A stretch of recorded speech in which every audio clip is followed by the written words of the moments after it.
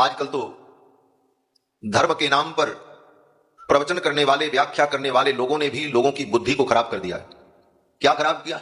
बोले सवेरे से शाम तक टीवी चैनल पर और अनेक माध्यमों से यही मिलेगा, ये काम करो तो ये फल मिलेगा, ये काम करो तो ये फल मिलेगा, तुम्हारा कोई काम रुका है तो आज पीले रंग का फूल पॉकेट में रख करके जाना, काम बन जाएगा। बोले हमारा काम नहीं बन रहा है, बोले समोसा खा लेना टमाटर की चटनी के साथ में, तुम्हारा काम बन जाएगा। ऐसे मूर्ख धर्मोपदेशक के कारण आज हमारा सनातन धर्म भटका हुआ है और लोग यही सुनना चाहते। हमसे भी कितने लोग कहते महाराज कुछ उपाय बताया करो बीच बीच में।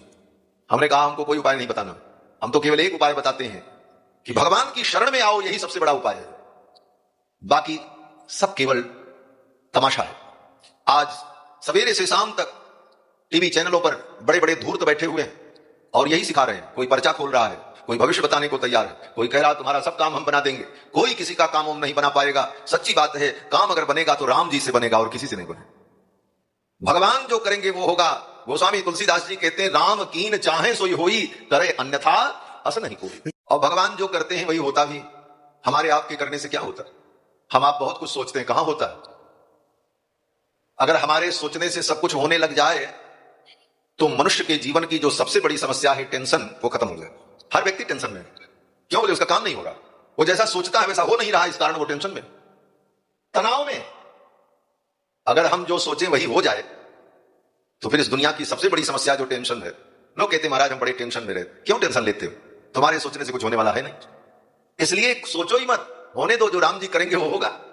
तुम तो केवल विचार करो, चिंतन करो, राम जी जो करेंगे वो होगा। इसीलिए भक्तों ने कहा जाही विधि राखे राम ताही विधि रहिए, सीताराम सीताराम सीताराम कहिए।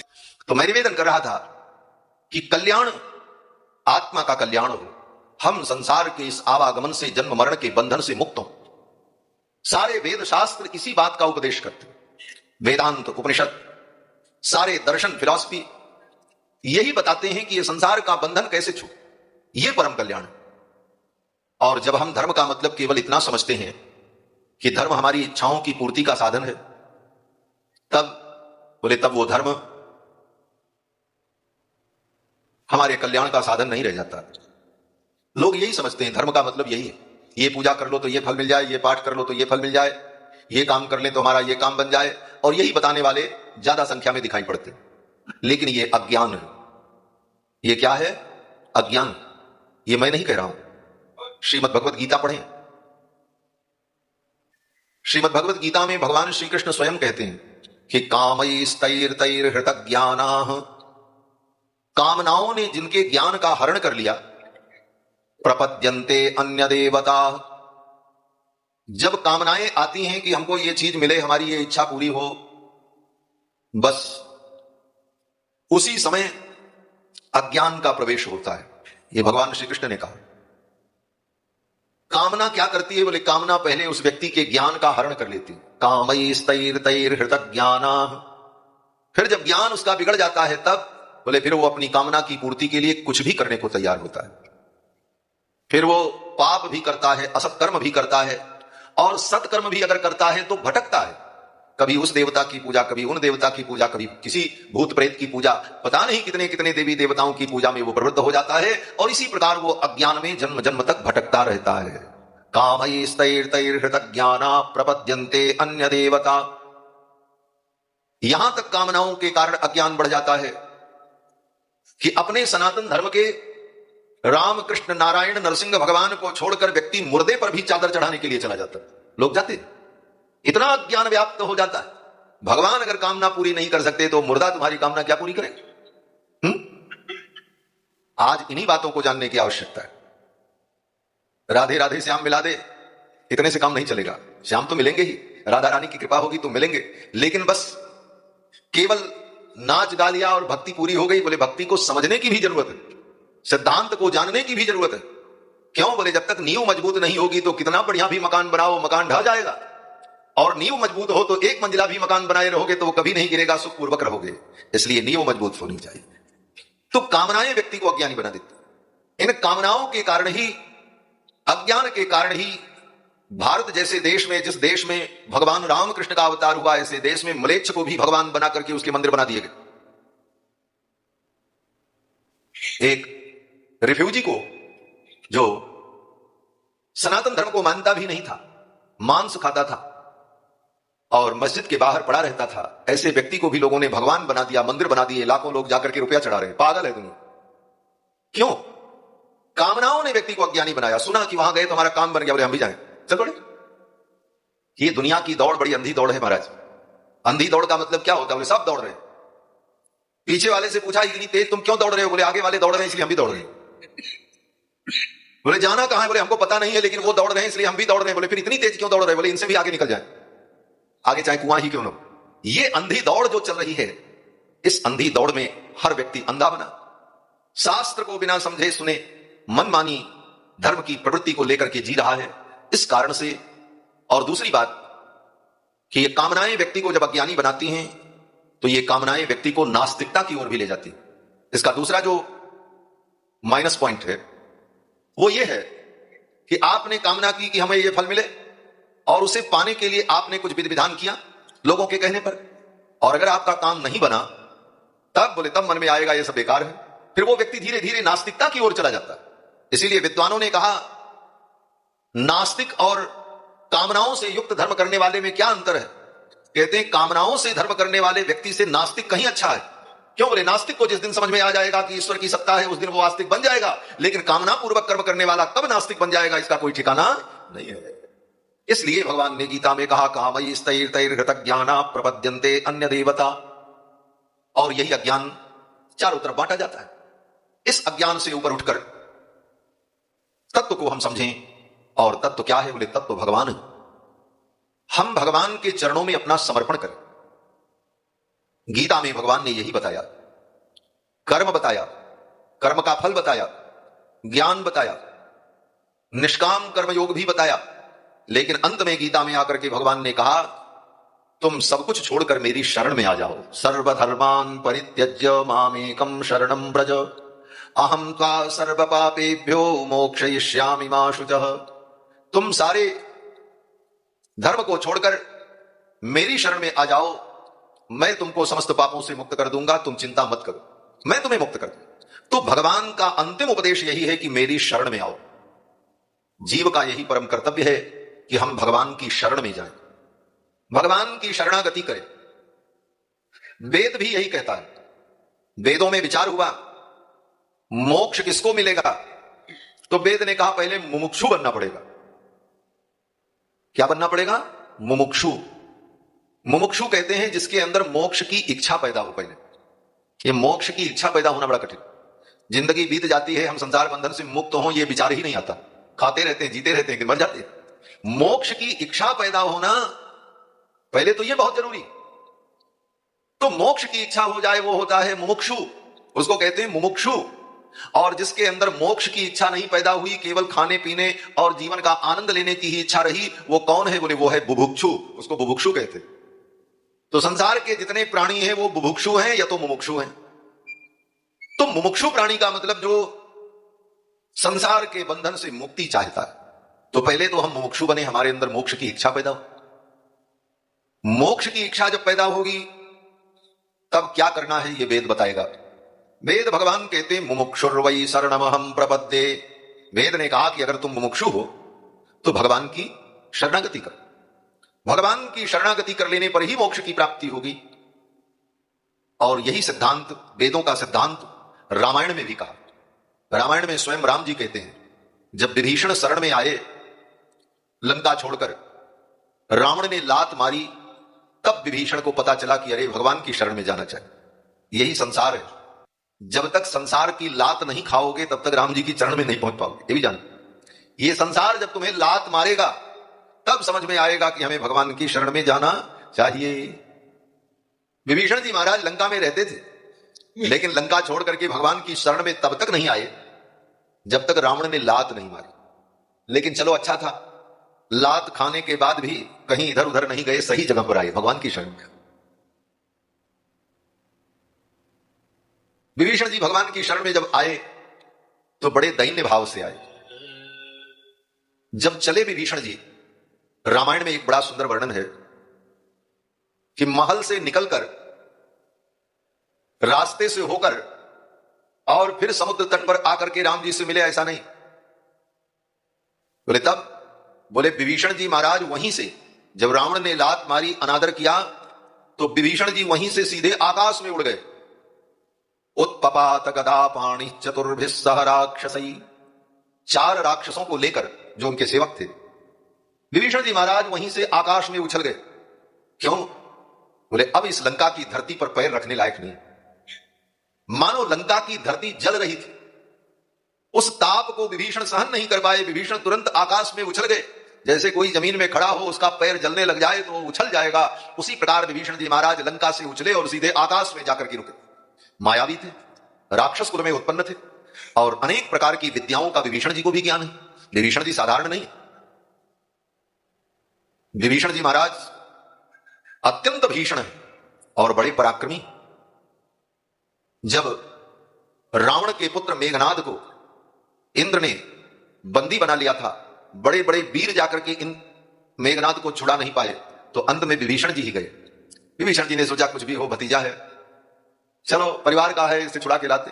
और विभीषण जी ने जाकर के इंद्र से जब युद्ध किया, देवता पराजित हो गए विभीषण के युद्ध से, और देवताओं को पराजित करके मेघनाद को छुड़ा करके विभीषण जी महाराज लेके आए।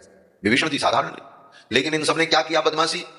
बोले जब मेघनाद तो विभीषण जी महाराज ने देवताओं को जीत लिया, मेघनाद मुक्त हो गया, तब मेघनाद ने कहा लूट लो स्वर्ग को, और सभी राक्षसों ने मिलकर के स्वर्ग को लूटा। लूट करके जब सब माल ताल लेकर के आए स्वर्ग से, तो लंका में रखा गया, बंटवारा होने लगा। भाई सब लोगों ने मिलकर के स्वर्ग को जीता है, लूटा है, तो किसको क्या चाहिए उसको वो चीज दी जाए। चोर के अंदर सब बदमाशी होती है, लेकिन बंटवारा में बड़ी ईमानदारी होती है। हाँ, बंटवारे में चोरी नहीं होती, उसमें ईमानदारी होती। चोरी का माल, लूट का माल बड़े ईमानदारी से बांटा जाता है। नहीं ईमानदारी से बांटेंगे तो फिर आगे चोरी कैसे करेंगे। तो बड़ी ईमानदारी से बांटा गया, सबने कहा हम ये लेंगे, हम ये लेंगे। विभीषण जी भगवान के भक्त, विभीषण जी ने सोचा ये लूट का माल, ये पराया माल, दूसरे का धन, ये तो पाप है। दूसरे के धन में जो बुद्धि लगाता है उसका कल्याण नहीं होता। परधन और परिस्त्री, इन 2 चीजों में अगर दिमाग लगाया व्यक्ति ने तो बहुत बड़ा पापी, और उसका परिणाम उसे प्राप्त होता।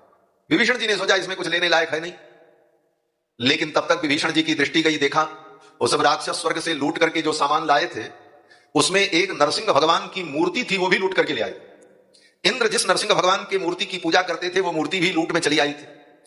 विभीषण जी ने सोचा हमको तो कुछ नहीं चाहिए, लेकिन ये राक्षस माल ताल तो ले जाएंगे, नरसिंह भगवान की ये मूर्ति इसको फेंक देंगे, ये तो पूजा करेंगे नहीं, ये तो राक्षस है। तो लाओ ये मूर्ति मैं ही ले लेता हूं, मैं इनकी पूजा करूंगा, भगवान है जब आए हैं तो इनकी हम सेवा करें।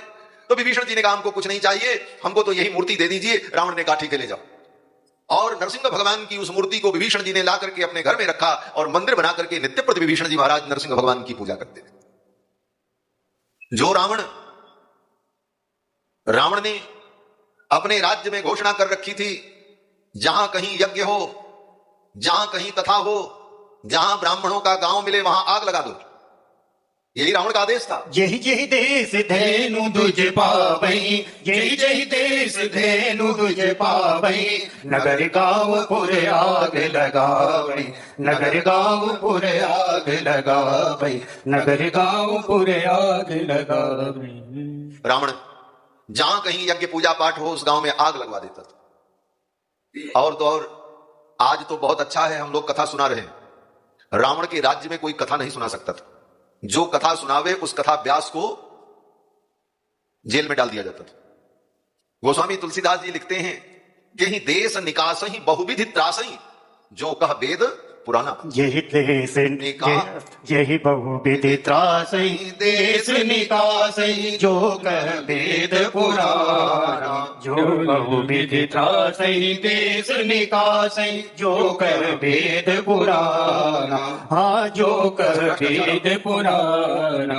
जप जोग विरागा तप मख भागा, श्रवण सुनई दस सीसा, जप जोग विरागा तप मख भागा, सारा श्रवण सुनई दस सीसा आप ही उठता बई रहे न पावई धरी सब गालई कीसा अस भ्रष्ट अचारा भाषण सारा धर्म सुनई नहीं काना ते बहुविधि त्रासई देश निकासई जोग वेद पुराण ते बहुविधि त्रासई देश निकासई जोग वेद पुराण हा जोग वेद पुराण हा जोग वेद पुराण।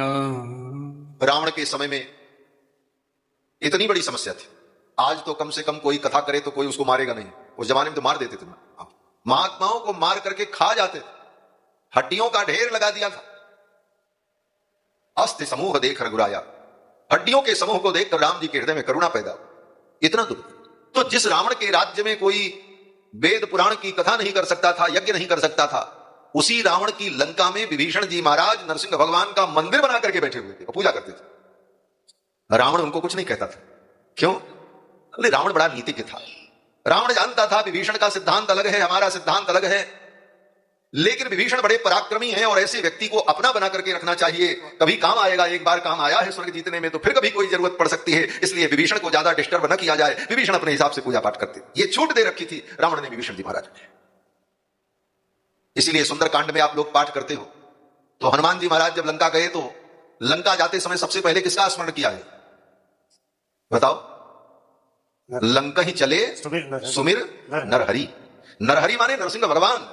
लंका में जो विराजमान नरसिंह भगवान हैं उनका स्मरण करके हनुमान जी महाराज ने छलांग लगाई और एक बार में ही हनुमान जी महाराज लंका पहुंच गए। मसक समान रूप कपिधरी, मसक समान रूप कपिधरी, लंके चले सुमिर नरहरि, लंके चले सुमिर नरहरि। तो विभीषण जी महाराज भगवान नरसिंह की उपासना करते थे।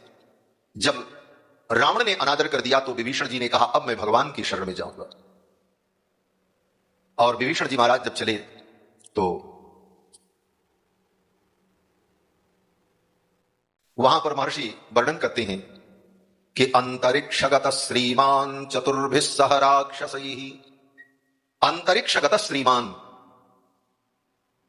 श्रीमान विभीषण लंका से सीधे अंतरिक्ष में चले। विभीषण जी को महर्षि ने श्रीमान कहा। श्रीमान कौन होता है? चाहे जिसके नाम के आगे पहुंच लगा दो श्रीमान, अमुक श्रीमान आ रहे हैं, कोई श्रीमान नहीं है। श्रीमान वही होता है जो भगवान की शरण में जाता है, उसको श्रीमान कहा जाता है।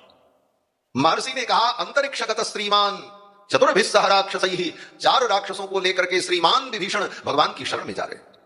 अगर श्रीमान बनना है, खाली मंच पर मंच संचालक आपको श्रीमान कहे और माला पहनाए तो इतने में मत फूले समाओ। सच्चे श्रीमान तब बनोगे जब भगवान की शरण में जाओ। वेद व्यास जी वर्णन करते हैं कि गजराज, गजेंद्र की कथा भागवत में है, आप सब लोगों ने भागवत की कथा कई बार सुनी होगी। गजराज हाथी जब लड़ते लड़ते थक गया, उसके परिवार के लोग उसे छोड़ करके चले गए, तब तक उसको वेद व्यास जी ने श्रीमान नहीं कहा, गजेंद्र कहा, गजराज कहा। लेकिन जब परिवार के लोग उसे छोड़ करके चले गए तब उसे भगवान की याद आई। अब कोई सहारा नहीं, अब तो भगवान है। अपबल तपबल और बाहुबल, चौथो बल है दाम, सूर किशोर कृपाते सब बल, हारे को हरि नाम। गजराज जब हार गया तो भगवान हरि का स्मरण किया। वहां पर राजा परीक्षित ने पूछा, महाराज ये तो हाथी था, पशु था, इसको भगवान की याद कैसे आई? तो व्यास जी ने, सुखदेव जी ने उत्तर दिया कि प्राग जन्मनि अनुशिक्षितम, पूर्व जन्म के संस्कार के कारण उसको भगवान की याद है। पूर्व जन्म के संस्कारों का बहुत बड़ा महत्व होता है। आपके पूर्व जन्म के संस्कार अगर अच्छे हैं तो आपके अंदर ज्ञान विज्ञान भक्ति सब कुछ प्रकट होगा, और नहीं है तो अब से संस्कार को ठीक करो, प्रयत्न करो कि आगे के लिए संस्कार हमारा दृढ़ बन जाए। तो पूर्व जन्म के संस्कार के कारण गजराज को भगवान की याद आ गई और गजराज ने भगवान को पुकारा। और गजराज ने जब भगवान को पुकारा, भगवान की शरणागति की, तो व्यास जी कहते हैं कि सतुनागवर श्रीमान नारायण परायण। सतुनागवर श्रीमान, नागवर गजों में, हाथियों में श्रेष्ठ गजराज नागवरह कौन है? बोले श्रीमान। क्योंकि श्रीमान है। क्यों श्रीमान हुआ? बोले नारायण परायण। नारायण परायण हो गया तो भगवान की शरण में जो आ जाए वही सच्चा श्रीमान है, और जो भगवान की शरण में नहीं आया वो श्रीमान नहीं है। ये सब संप्रदाय श्रीमद् वाल्मीकि रामायण में हमारे पूर्वाचार्यों ने, श्री गोविंद राज स्वामी जी महाराज ने अपनी टीकाओं में इन सबका अनुसंधान किया। ये रामानुज संप्रदाय, श्री संप्रदाय साहित्य और सिद्धांत की दृष्टि से इतना समृद्ध है कि जो ज्ञान संपदा हमारे संप्रदाय में है वो कहीं अन्यत्र प्राप्त नहीं हो सकती।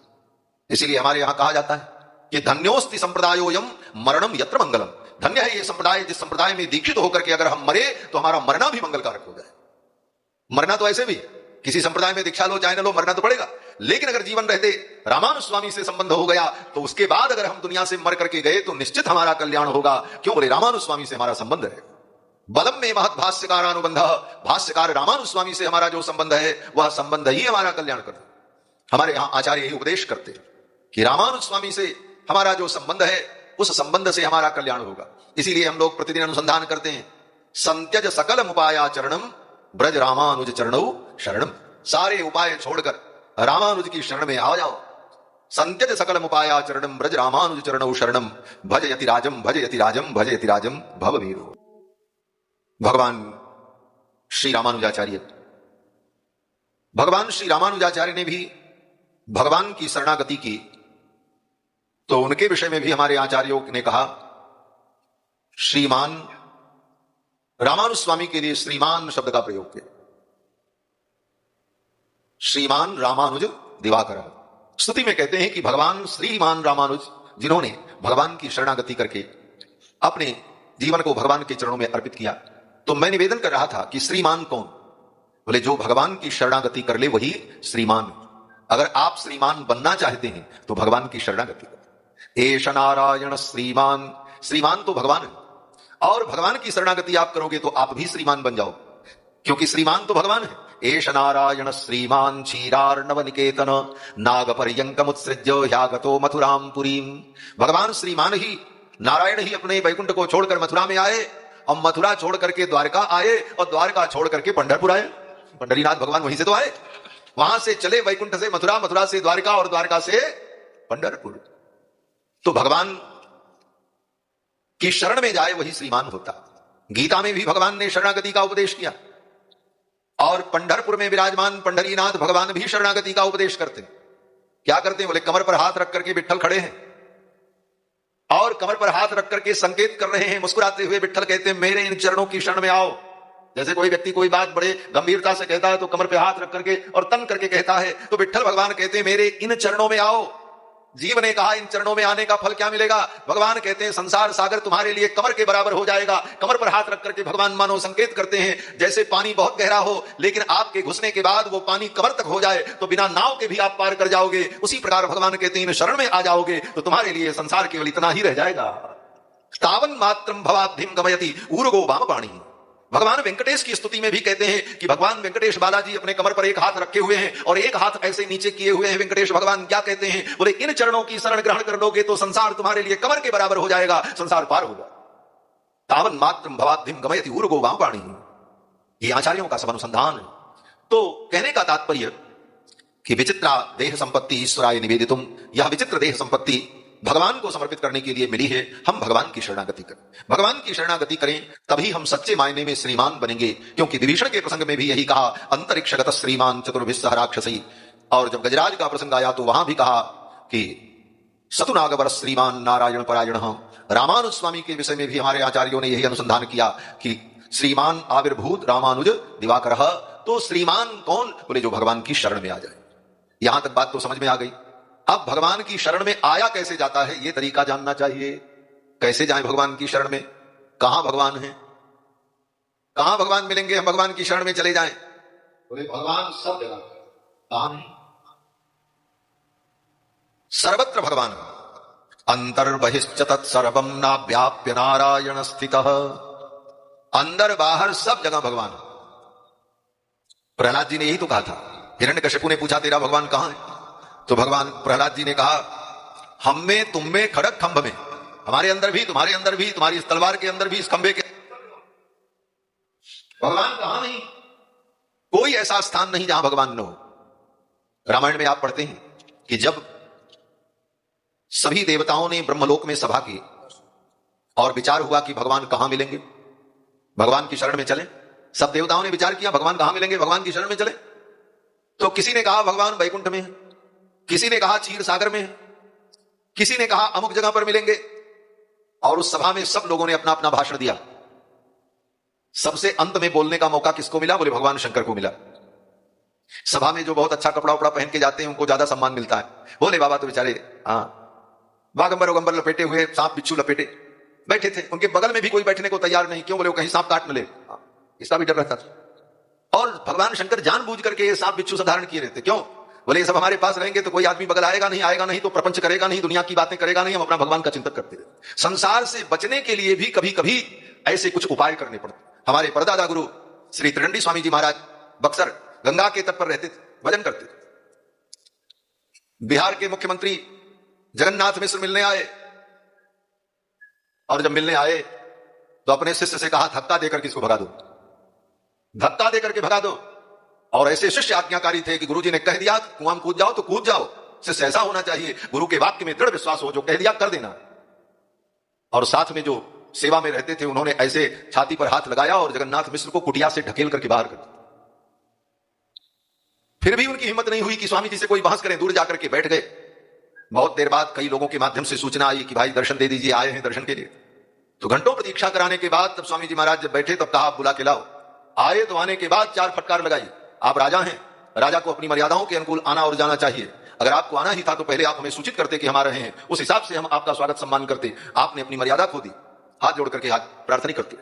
तो महात्मा लोगों का कुछ स्वभाव ऐसा होता है, ऐसा न करें तो सारी दुनिया न उनको भजन करने देगी, न पूजन करने देगी, उनका जीवन अपने जैसा बना देगी। ये संसार के लोग महात्मा जैसा बनना नहीं चाहते, महात्मा को अपने जैसा बनाना चाहते। ये बहुत बड़ी विडंबना है। उनको अपने जैसा मत बनाओ। तुम कांटा चिम्मच से भोजन करते हो तो बाबा जी भी तुम्हारे साथ टेबल पर बैठ करके वैसे ही भोजन करें, तुम्हारे किचन में तुम्हारे साथ करें, चीनी मिट्टी के कप में चाय पिए, तब तुमको लगेगा महाराज हमको बहुत प्रेम करते हैं। भाड़ में जाए तुम्हारा सिद्धांत, तुम अपना रखो अपने पास। साधु अगर इसी तरह सबके बहकावे में आया तो उसकी साधुता नष्ट हो जाएगी, उसकी परंपरा नष्ट हो जाएगी। साधु जैसे बनो, उनको अपने जैसा मत बनाओ। मैं अक्सर कहता हूं उनके आचरण को आप उतारो, आप उनको अपने जैसा बनाने का प्रयत्न मत करो। लेकिन संसार तो यही है महाराज। साधु महात्मा लोग ऐसा व्यवहार इसीलिए करते हैं कि अगर ऐसा कठोर व्यवहार न करें तो फिर उनका भजन पूजन सब बंद हो जाएगा। रात दिन लोग मिलने वाले, महाराज हमारा ये काम, हमको आशीर्वाद दो, ये करो वो करो। दिन भर तुम्हारे काम करेंगे तो अपना कल्याण कब करेंगे? इसलिए महात्मा लोग इन मामलों में बड़े कठोर। महाराज हमारे परदादा गुरु त्रिदंडी स्वामी जी महाराज खड़ाऊ लेकर के मार देते थे। खड़ाऊ रखा था तो खड़ाऊ फेंक के मार देते। हाँ, और जिसको लग जाए खड़ाऊ उसका भाग्योदय हो जाता था। एक घटना आपको हम सुना दें। जिन गुरुजी से मैंने वेदांत पढ़ा, हमारे आचार्य अनंत श्री विभूषित स्वामी श्री श्रीधराचार्य जी महाराज द्विवेदी गुरुजी, जिन्होंने रामानुज संप्रदाय के लगभग 50 से 60 ग्रंथों के ऊपर व्याख्या लिखी है, गुरुजी ने, जिनसे मैंने वेदांत पढ़ा, वो गुरुजी महाराज हमारे परदादा गुरु त्रिदंडी स्वामी जी के शिष्य विद्यार्थी थे। तो उनको वहां सेवा में रखा गया, गुरुजी के पास सेवा में रहते थे। तो सेवा से जब निवृत्त होते थे तो स्वामी जी बुलाते थे, बोले लाओ किताब कुछ पढ़ो, क्योंकि महापुरुषों का तो स्वभाव होता है कुछ ज्ञान विज्ञान की चर्चा होनी चाहिए। दिन भर दुनिया का प्रपंच नहीं करना चाहिए, कुछ अच्छा काम भी करना चाहिए। ये प्रपंच तो दुनिया का चलता ही रहेगा। तो गुरु जी को बुला करके उनको गीता पढ़ाना शुरू किया। गीता जब पढ़ाना शुरू किया तो पढ़ाया, 2-4 श्लोक पढ़ाए, फिर दूसरे दिन पढ़ाया, तीसरे दिन पढ़ाया, फिर कहा आप सब सुनाओ। 3-4 दिन पढ़ाने के बाद जब सुनने लगे तो वो सुना नहीं पाए। जब सुना नहीं पाए तो स्वामी जी को बड़ा गुस्सा आया। खड़ाऊ रखी थी, वही खड़ाऊ उठा करके सर पर 2-3 खड़ाऊ मारी पादुका से। गुरु जी बताया करते थे कि स्वामी जी ने जब अपने खड़ाऊ से मारा मेरे सिर पर, लगा कि ऐसे प्रकाश हो गया। और फिर उसी समय से उनकी बुद्धि में शास्त्र को समझने की जो क्षमता पैदा हुई, और लगभग 2 महीने स्वामी जी के चरणों में रह करके पढ़े। फिर स्वामी जी ने कहा अब बनारस चले जाओ पढ़ने के लिए, अमुक व्यक्ति के पास, काशी में स्वामी श्री नील मेघाचार्य जी महाराज के पास जाकर के। श्री नील मेघाचार्य स्वामी जी महाराज कई वर्षों तक सोलापुर में रह करके लक्ष्मीनारायण मंदिर में लोगों को वेदांत पढ़ाए, यहीं पे रहते थे। उनका पूरा जीवन वेदांत अध्ययन के लिए रहा। बड़े भारी उद्भट विद्वान थे स्वामी नील मेघाचार्य जी महाराज, दाक्षिणात्य थे। उन्हीं के पुत्र गोविंदाचार्य जी, जो भाजपा के बड़े प्रसिद्ध लीडर रहे, आजकल नेपथ्य में चले गए हैं, उन्हीं के पिताजी थे श्री नील मेघाचार्य जी महाराज। यहां पर महात्माओं ने उन्हें बुला करके विराजमान किया था, बड़े महात्मा जी के समय में, रघुनाथ दास जी सोमानी जी के समय में, उन लोगों के समय में। और उनका यही काम था, विद्वानों को, संतों को दिन भर पढ़ाते थे रामानुज कोट में रहकर। फिर यहां से तिरुपति में जाकर के कई वर्षों तक उन्होंने पढ़ाया। ऐसे महान विद्वान थे स्वामी श्री नील मेघाचार्य जी महाराज। उन्हीं के चरणों में पढ़ने के लिए भेजा गुरु जी ने, त्रिदंडी स्वामी जी ने। और जब वो गुरु जी गए द्विवेदी जी वहां पढ़ने के लिए उनके पास, और कुछ ही दिनों में शास्त्र के परम पारंगत विद्वान हुए और अनेक ग्रंथों की व्याख्याएं उन्होंने की। और आज भी उनकी आयु लगभग 93 वर्ष है गुरु जी की, और आज भी वो पुस्तक लिखते हैं। पूरा भारत उनको जानता है। जो रामानुज संप्रदाय से जुड़े हैं वो उनके ग्रंथों को जानते हैं, आज भी वो लिखते हैं। मैं कभी कभी दर्शन करने जाता हूं तो शरीर बड़ा लंबा है इसलिए बैठ नहीं पाते हैं, तो बिस्तर पर लेटकर सामने छाती के पास तकिया लगाकर आगे रजिस्टर रख करके कलम लेकर के लिखते रहते, आज भी ग्रंथ लिखते। ये विद्वानों की देन है हमारा। ऐसे विद्वानों के द्वारा ये धर्म और ये सनातन धर्म सुरक्षित है। ईंटा पत्थर से सनातन धर्म सुरक्षित नहीं होता, ज्ञान विज्ञान और परंपराओं से सनातन धर्म सुरक्षित हो। महाराज तो गुरु जी महाराज को त्रिदंडी स्वामी जी ने जब खड़ाऊ से मारा तो उनकी बुद्धि महाराज शुद्ध हुई। ये संतों का क्रोध, संतों का ये स्वभाव इसीलिए होता है कि लोगों के अंदर परिवर्तन आए, और जो ऐसे लोग परिवर्तन नहीं चाहते वो दूरी बना ले। वो दूरी बना लेंगे तो अपना भजन पूजन साधना चलती रहे। भगवान शंकर भी इसी कारण से सांप बिच्छू सब धारण किए रहते, कोई नजदीक आने न पाए, अपना भजन पूजन चलता रहे। तो जब ब्रह्मलोक में सभा हुई कि भगवान कहां मिलेंगे, बात वहीं से चल रही थी। हम फिर वहीं पहुंच जाएंगे जहां से शुरू करेंगे, आप चिंता मत करना। आप सोचते होंगे स्वामी जी भटक गए, कहां की कहां बात कर रहे हैं, हम कुछ भटके नहीं। तो ब्रह्मा जी की सभा में विचार हुआ भगवान कहां मिलेंगे, तो सबने कहा क्षीर सागर में मिलेंगे, वैकुंठ में मिलेंगे। भगवान शंकर को सबसे अंत में बोलने का मौका मिला, क्योंकि वो सब बिच्छू सांप पे बैठे हुए थे। अच्छे अच्छे जो देवता थे उनको पहले बोलने का मौका मिला और ज्यादा समय मिला। मंचों पर भी जो ज्यादा सजे संवरे लोग होते हैं उनको ज्यादा समय दिया जाता है। जो साधारण लोग होते हैं, हाँ ठीक है 10 मिनट इनको भी दे दो बोलने के लिए। भगवान शंकर ने कहा ठीक है, हम थोड़े ही समय में काम बना देंगे। वक्ता कौन? बोले कम समय में महत्वपूर्ण बात जो बता दे वही वक्ता होता। मितम च सारम च वदति सवाग्मी। वाग्मी कौन है, वक्ता कौन है? बोले जो कम समय में सार गर्भित बात बता दे वो वक्ता। और 4 घंटा बकते रहे और कुछ समझ में नहीं आया, बोले वो वक्ता नहीं, वो वक्ता है। वक्ता रहता है, बकने दो, उसके बकने से कुछ होता भी नहीं। हाँ, वक्ता का मतलब मितम च सारम च वदति सवाग्मी, जो सीमित और सार गर्भित बात बता दे कम समय में उसको कहते हैं वक्ता। तो भगवान शंकर तो रामायण के वक्ता है महाराज। रच महेश निज मानस राखा, पाए सुसमौ शिवासन भाखा। ऐसे वक्ता भगवान शंकर। भगवान शंकर ने कहा हम ज्यादा समय नहीं लेंगे, थोड़े में ही कहेंगे। और भगवान शंकर ने क्या कहा? भगवान शंकर ने कहा कि अग जग मैं सब रहित विरागी, प्रेम ते प्रभु प्रकट ही जिमे आगी। और सिय राम में सब जग जानी, सारा संसार श्री सीतारामचंद्र जी का स्वरूप है। भगवान सर्वत्र विद्यमान है, हरि व्यापक सर्वत्र समाना, प्रेम ते प्रकट हूं ही मैं जाना। हरि व्यापक सर्वत्र समाना, हरि व्यापक सर्वत्र समाना, प्रेम ते प्रकट हो ही मैं जाना, प्रेम ते प्रकट हो ही मैं जाना। देश काले दिस बीसी दहु माही, देश काले दिस बीसी दहु माही, कहूँ सुखा जहाँ प्रभु नाई, कहूँ सुखा जहाँ प्रभु नाई। अग जग में सब रहित विरागी, अग जग में सब रहित विरागी, प्रेम ते प्रभु प्रगट ही जिमियागी, प्रेम ते प्रभु प्रगट ही जिमियागी। हरि व्यापक सर्वत्र समाना, भगवान सब जगह। बात यही थी कि भगवान की हम शरणागति करें तो भगवान कहां मिलेंगे, और भगवान कहां नहीं है, सब जगह है भगवान। देश काल दिस विदिशो माही, देश में, काल में, दिशा में, विदिशा में सर्वत्र भगवान है। अंतर बहिश्च तत्सर्वं व्याप्य नारायण स्थितः। इसीलिए उनका नाम वासुदेव है। वासनात् वासुदेवस्य वासितं भुवनत्रयम्, जो तीनों लोकों में कण कण में वास करते हैं, इसलिए वो वासुदेव है। तो भगवान सब जगह है। तो भगवान की शरणागति कहां करें? बोले कहीं भी करो। इसीलिए हमारे यहां शरणागति में कोई नियम नहीं है कि अयोध्या में करो, कि चित्रकूट में करो, कि पंढरपुर में करो। जहां आपको शरणागति का भाव उत्पन्न हो जाए वहीं शरणागति हो जाए। श्री लोकाचार्य स्वामी जी महाराज अपने ग्रंथ में कहते हैं कि देश काल अधिकारी नियमों नास्ति। भगवान की शरणागति के लिए न देश का नियम है, न काल का नियम है, न स्थान का नियम है, न अधिकारी का नियम है। कोई भी व्यक्ति कहीं भी कभी भी भगवान की शरणागति कर सकता है। इसीलिए रामानुज स्वामी की शरणागति मधुरांतकम में हुई थी। रामानुज स्वामी के जीवन चरित्र को पढ़ना चाहिए। प्रपन्नामृत ग्रंथ में रामानुज स्वामी का जो जीवन वृत्त है उसे बार बार आप लोग पढ़ो, बहुत सारी प्रेरणा की बातें प्राप्त हो। रामानुज स्वामी के गुरुजी श्री महापूर्ण स्वामी महापूर्ण स्वामी से रामानुज स्वामी ने कहा हमारी शरणागति करा दो, हम भगवान की शरणागति करना चाहते। महापूर्ण स्वामी ने कहा चलो साथ में श्री रंगम से कांची के लिए चल पड़े। महापूर्ण स्वामी ने कहा कांची में आपकी शरणागति हुई। श्री रंगम धाम से रामानुज स्वामी महापूर्ण स्वामी के साथ कांची के लिए चल पड़े। श्री रंगम में शरणागति क्यों नहीं हुई? बोले रामानुज स्वामी जब श्री रंगम पहुंचे थे श्री यामुनाचार्य स्वामी जी का दर्शन करने के लिए, तो तब तक यामुनाचार्य स्वामी जी का शरीर छूट गया था। तो रामानुज स्वामी बड़े दुखी हुए, बोले ये भगवान अच्छे नहीं है, इन भगवान ने हमको यामुनाचार्य स्वामी जी से मिलने ही नहीं दिया। अगर 2-4 घंटे और इनके अंदर प्राण होता तो मैं इनसे मिल लेता, लेकिन भगवान रामानुजाचार्य के पहुंचने के पहले यामुनाचार्य जी का शरीर छूट गए, उन्हीं से मिलने जा रहे थे। जब पहुंचे तो कुछ घंटे पहले ही शरीर छूटा था और उनका अंतिम संस्कार करने के लिए कावेरी के तट पर वैष्णव लोग यामुनाचार्य के शरीर को लेकर गए थे। रामानुज स्वामी मिल नहीं पाए, बड़ा दुख हुआ। और भगवान ने मिलने क्यों नहीं दिया? बोले भगवान ने सोचा यामुनाचार्य और रामानुज ये दोनों अगर मिल गए तो बहुत बड़ा गड़बड़ हो जाएगा। क्या गड़बड़ होगा? बोले सारी धरती को वैष्णव बना देंगे और सब प्राणी वैकुंठ चले जाएंगे, सृष्टि ही बिगड़ जाएगी। इतने बड़े महापुरुष थे ये दोनों आचार्य, दोनों का मिलना भगवान को अच्छा नहीं लगा, क्योंकि भगवान को ये दुनियादारी भी तो करनी है। ये दुनियादारी उनकी कैसे चलेगी? इसको भी चलाना है, ये लीला विभूति है। तो इस लीला विभूति को समाप्त कर देते ये दोनों आचार्य अपनी प्रतिभा के द्वारा जीवों को उपदेश देकर के भगवान की शरण में लगा देते और सारी सृष्टि वैकुंठ की अधिकारी हो जाए। इसलिए भगवान ने कहा इन दोनों को मिलने नहीं देना।